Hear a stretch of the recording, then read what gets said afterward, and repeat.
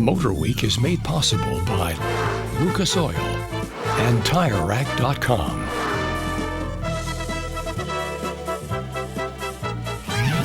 And filling in the gap until GM's minivan makes its appearance is this new entry in their A-body line, the 1984 Buick Century Estate Wagon. Along with its counterparts from Chevrolet, Oldsmobile, and Pontiac, this Buick is the largest front-drive wagon made here. And it's a big step for GM, too. It's replacing a rear-drive model that was one of the mainstays of our domestic life. And when you tamper with that kind of a sure thing, you're sure asking for trouble. Naturally, GM knew that all along, so they went out of their way to make sure that the market would accept this new member of the family. At first glance, there's nothing radical about the styling of our Buick Century wagon. It shares, as do all the A-Wagon versions, the front sheet metal of its coupe and sedan kin, along with a strong family resemblance to other division models. That should go a long way in reassuring potential customers that they're not just getting a pig in a poke package. In fact, the lines of the Century are by far the cleanest of any GM wagon to date. The severe sloping rear hatch not only improves aerodynamics, but also keeps the back glass clear in the rain by strategically directing the airflow. And that's where we'll start our tour. Our Century's hatch is a two-piece design that allows the glass portion to open separately for loading of small articles. Or you can raise the entire hatch for bulkier cargo.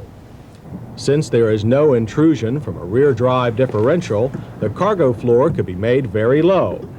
In fact, there is so much room under the chassis that there is also space for a lockable storage bin and a real live rear-facing third seat for 7-passenger hauling. Not since the full-size wagon behemoths of yore have two adults actually been able to squeeze into a wagon's rumble seat. Little features that make the third seat even more inviting include grab handles, a storage nook, an ashtray, and flip-out vent windows. Thanks to a 50-50 split middle bench seat, long items can be carried without total sacrifice of seating for more than two. Cargo space is rated at 74.4 cubic feet, which is 2.6 cubic feet bigger than the wagon it replaces. Weekend handymen and women can carry home those 4x8 sheets of paneling, although they'll have to position it above the wheel wells. While a notchback front bench is standard, our top-of-the-line Century Estate wagon came equipped with a 55-45 split seat and the backrest recliner option. And with the electric adjustment of the driver's position, there wasn't anyone on our staff who couldn't get comfortable.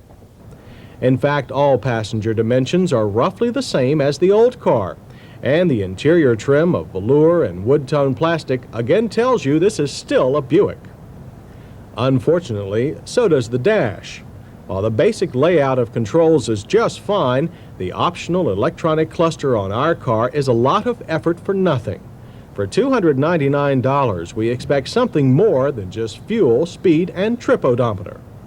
On the other hand, GM's new $175 cruise control is excellent. Complete with a tap-up or tap-down speed feature, it is much smoother and more accurate than GM's old unit, which was among the industry's worst.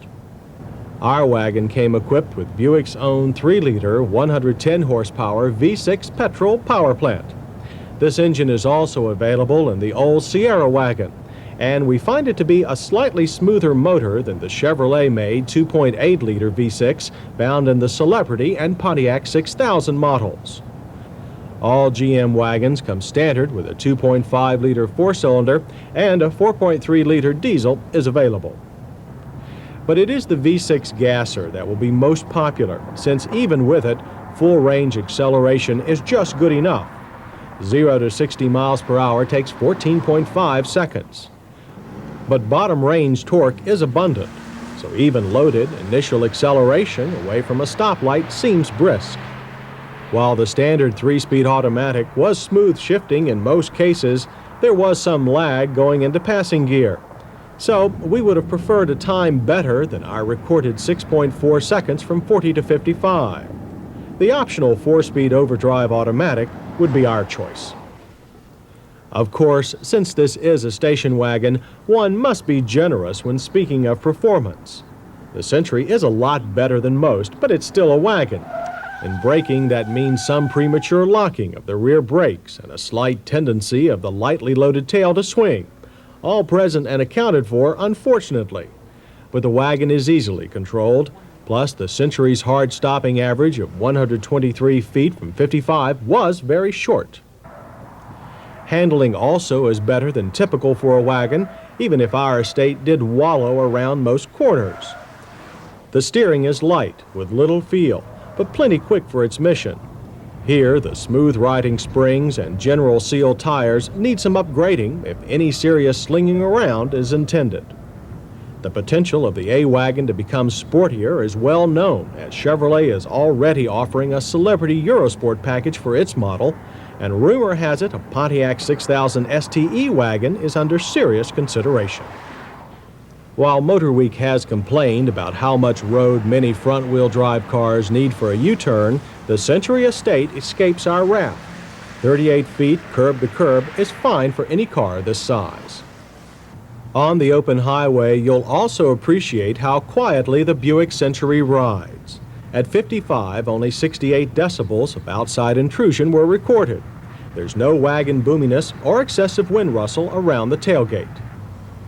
Combine that with respectable EPA fuel economy ratings of 19 city and 33 highway, and an actual test loop of 26, and you can't escape the fact that GM and Buick have done their homework well on this new Century estate.